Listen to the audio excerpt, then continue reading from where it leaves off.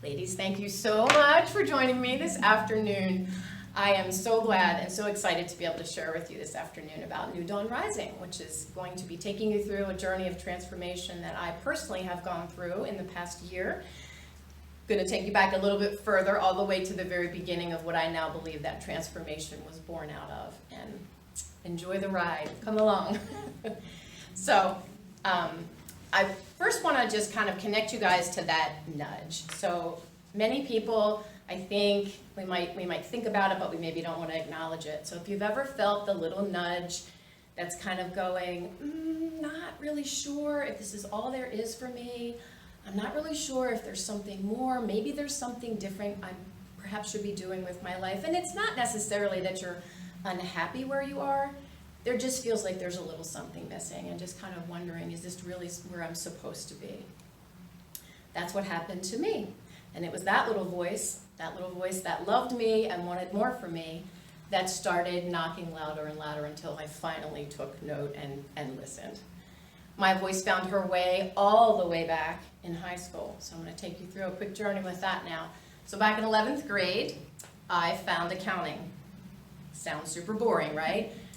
I loved accounting. I loved the debits. I loved the credits. I loved the puzzle. I loved putting it all together. Mr. Hess was the best teacher ever for me.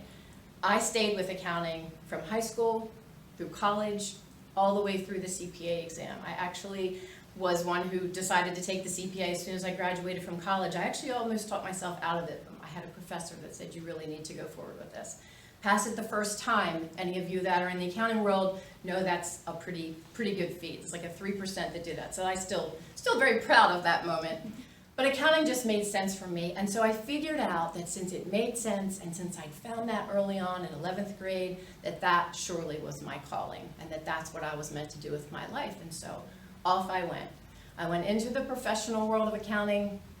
I enjoyed all of the jobs that I had in accounting, except that I never really stuck with any of them that long. So I was one that actually was never tenured. My resume looked fantastic until you looked at the dates, and then you would see, oh, right, she never actually lasted. I was never anywhere longer than, I think it was 4 years.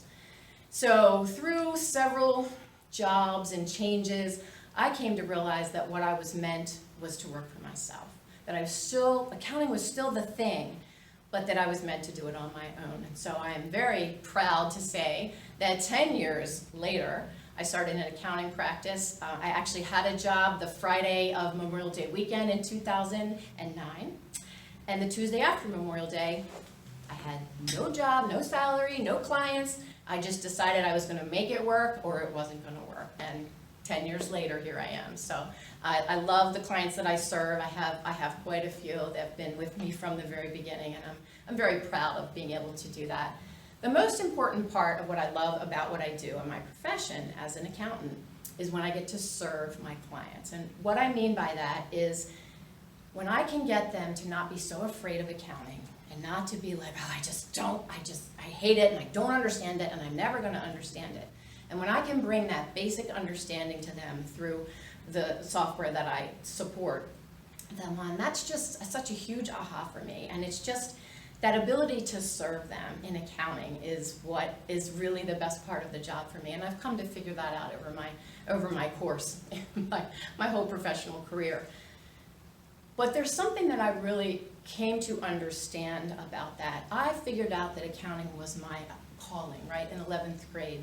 But just because you find something that you're good at, that doesn't mean that's your calling for your life. And that doesn't necessarily mean that's your purpose. That's very different than following your heart into your purpose and what that is. And I did not realize that until more recent years.